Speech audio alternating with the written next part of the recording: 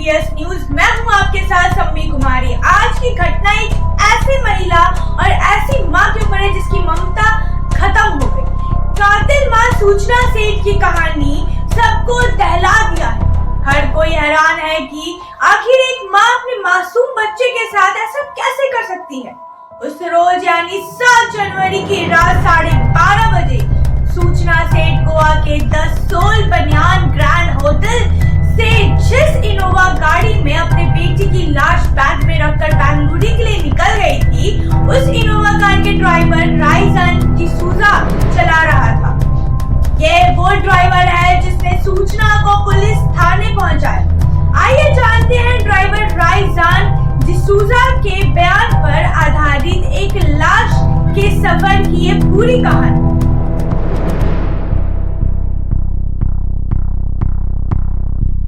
वो 7 जनवरी की रात थी। राइजान डिसूजा नॉर्थ गोवा के अंजुना इलाके में अपने घर पर मौजूद था। डिसूजा पेशे से एक कैब ड्राइवर है। 7 जनवरी को संडे था, पर अमूमन डिसूजा संडे को अपने परिवार के साथ ही रहा करता था। उस रात करीब 11 बजे डिसूजा के मोबाइल पर एक फोन आता है।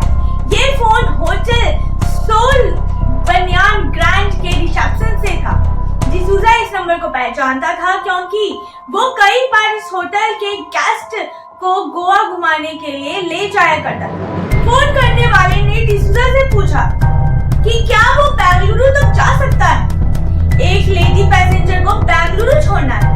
आमतौर पर डिसूजा अपनी कैब इतनी दूर तक नहीं ले जाता था, लेकिन उसे नाइट शिफ्ट पसंद थी। रात को कैब चलाना उसे अच्छा लगता था क्योंकि तब सड़क खाली हुआ करती थी।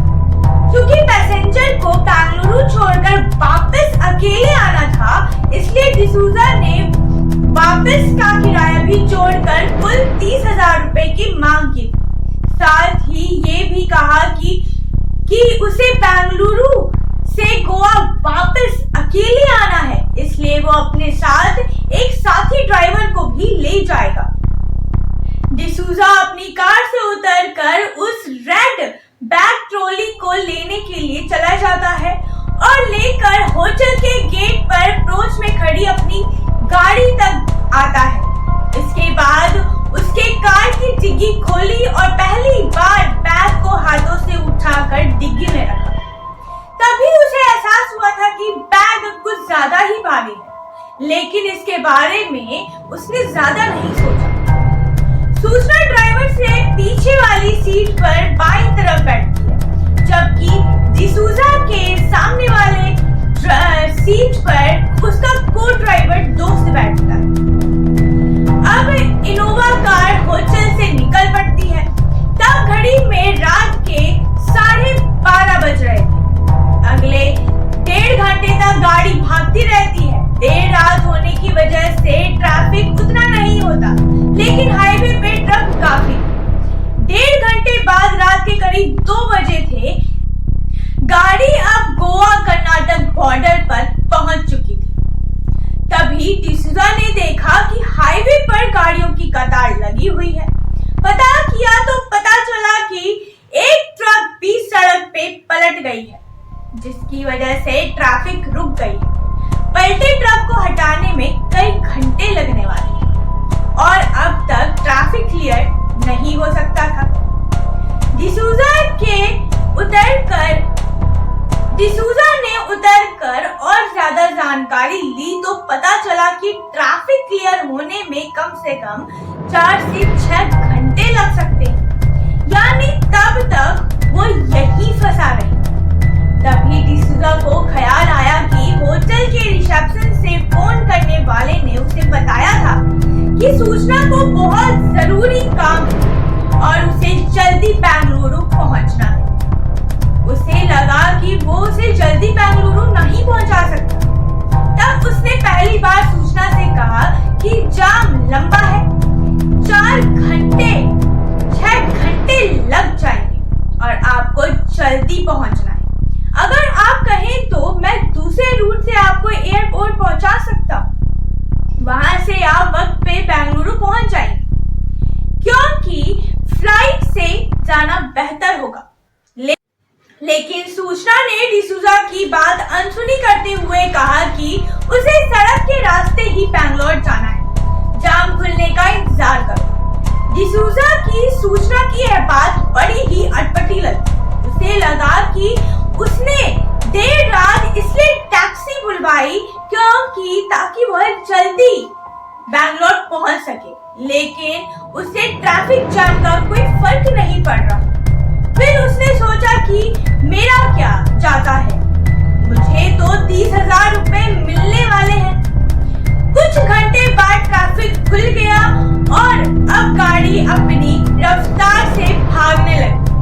अगले कुछ घंटे तक वो नॉन स्टॉप अपनी गाड़ी चला रहा था। अब सुबह के 11 बज चुके थे। तभी डिसूजा के मोबाइल की घंटी बजी। फोन उठाने पर पता चला कि कॉल कलमगुट पुलिस स्टेशन से आया है। अब फोन पर थाने के इंस्पेक्टर हैं। इंस्पेक्टर ने अपना परिचय देने के बाद सीधे डिसूजा से पूछा कि क्या वो लेडी पैसेंजर इस वक्त भी आपकी गाड़ी में है और क्या आपके साथ कोई बच्चा भी है। पुलिस इंस्पेक्टर ड्राइवर से पूरी बातचीत कोंकणी जुबान में कर रहा था, जो कि सूचना को नहीं आती थी, इसलिए सूचना को कुछ समझ नहीं आ रहा था। डिसूजा ने पुलिस इंस्पेक्टर को बताया कि लेडी पैसेंजर अब भी कार में है, लेकिन उसके साथ कोई बच्चा नहीं। तब पुलिस इंस्पेक्टर ने कहा कि जिस होटल से वो लेडी पैसेंजर चेक आउट की है, उस कमरे में खून के कुछ निशान मिले हैं, इसलिए उस पर शक है। ये कहते हुए पुलिस इंस्पेक्टर ने कोंकणी में ही डिसूजा से कहा कि अपना फोन लेडी पैसेंजर को दे दे। तब डिसूजा ने पहली बार हिंदी में सूचना से कहा कि आपसे कोई बात करना चाहता है। डिसूजा के मुताबिक करीब 2-3 मिनट तक सूचना ने फोन पर बातचीत की। डिसूजा को बस इतना समझ आया कि सूचना ने पुलिस वालों को गोवा का कोई एड्रेस बताया है। इसके बाद फोन बंद हो गया और सूचना के फोन डिसूजा को दे। डिसूजा के मुताबिक पूरे फोन कॉल के बातचीत के दौरान सूचना बिल्कुल शांत थी। उसके चेहरे पर घबराहट की कोई निशान नहीं थे।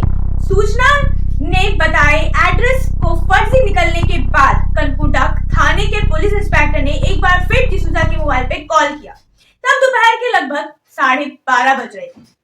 इस बार जैसे ही डिसूजा के फोन उठाया, पुलिस इंस्पेक्टर ने कोंकणी जुबानी में डिसूजा को कहा कि किसी भी कीमत पर वो फौरन अपनी गाड़ी किसी नजदीकी पुलिस स्टेशन में ले जाए।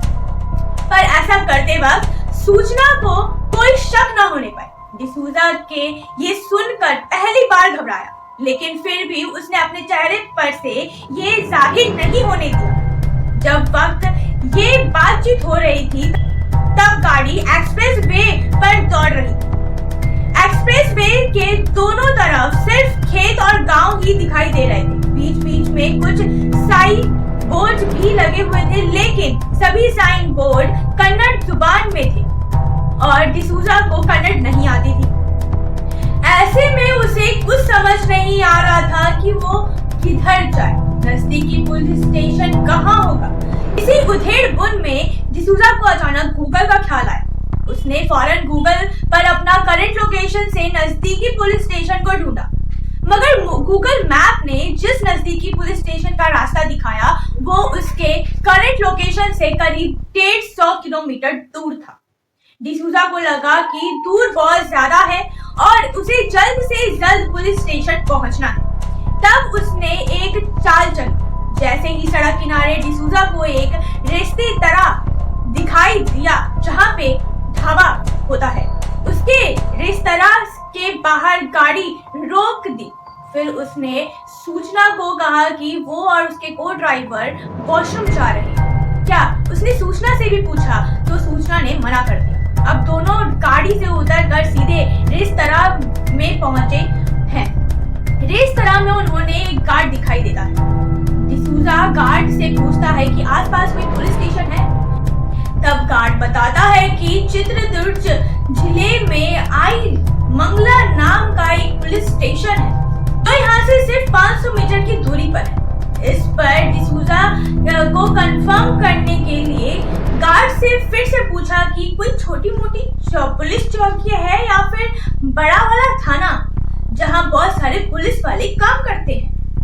गार्ड ने कहा कि वो एक पूरा थाना है, ये सुनते ही रेस्तरां से ही डिसूजा ने कलंगुट थाने के पुलिस इंस्पेक्टर को फोन मिलाया और सारी बात बता दी। चूंकि मामला संगीन था, लिहाजा उसने पुलिस इंस्पेक्टर से कहा कि वो फोन पर ही रहे, फोन ना काटे जब तक कि वो आई मंगला पुलिस स्टेशन गाड़ी ना रही। इंस्पेक्टर से हरी झंडी मिलने के बाद दोनों फौरन गाड़ी में बैठते हैं और गाड़ी को सर्विस रोड पर उतार देते हैं। कुछ ही मिनट में आई मंगला पुलिस स्टेशन डिसूजा की नजरों के सामने था। वो थाने के बाहर ही अपनी गाड़ी रोक देता है। तब पहली बार सूचना की नजर थाने पे पड़ती है। क्योंकि गाड़ी रुक गई थी, इसलिए वो डिसूजा से पूछती है कि तुमने थाने के बाहर गाड़ी क्यों रोकी।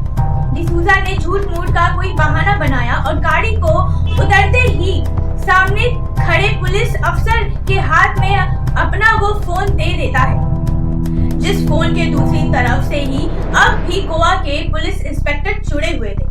इस दौरान गोवा पुलिस आई मंगला पुलिस स्टेशन से भी सूचना की जानकारी साझा कर चुकी थी। आई मंगला पुलिस की कलंगुट पुलिस के इंस्पेक्टर से बात हो चुकी थी। इसके फोन डिसूजा को वापस लौटाया और पहली बार सूचना को गाड़ी से नीचे उतरने को कहा। सूचना के चेहरे पर अब भी कोई घबराहट नहीं थी। सूचना के बाहर उतरते ही पुलिस ने अब डिसूजा से गाड़ी की डिग्गी खोलने को कहा। लाल रंग की ट्रॉली बैग बाहर निकाला गया। सूचना की आंखों के सामने बैग खुल रहा था, पर उसके चेहरे पर अब भी कोई भाव नहीं था। बैग खुलते ही ऊपरी कपड़े जैसे ही हटाया गया, अंदर से बच्चे की ठुसी हुई लाश निकली। लाश देखने के बाद भी सूचना के चेहरे पे कोई घबराहट नहीं थी। उल्टे पुलिस वाले हैरान जरूर थे और सबसे ज्यादा हैरान और परेशान था डिसूजा और उसका को साथी ड्राइवर। उसे यकीन नहीं हो रहा था कि जिस लाल बैग को अपने हाथों से उठाकर उसने डिग्गी में रखा था और जिस बैग के साथ वो लगभग 400 किलोमीटर का सफर तय कर चुका है, उस बैग में एक बच्चे की लाश थी। डिसूजा ने कभी नहीं सोचा था कि कभी उसकी जिंदगी में ऐसा भी होगा। वो तो इस बात पर खुश था कि उस रात की ड्यूटी मिली थी और रात को गाड़ी चलाने हैं। किराया भी ठीक ठाक था, 30,000 रुपए। लेकिन अफसोस कि डिसूजा को किराए का 30,000 रुपए भी नहीं मिला, मगर वो कातिल मां सलाखों के पीछे जरूर पहुंच गई। आज के लिए बस इतना ही। धन्यवाद। देखते रहिए TS न्यूज।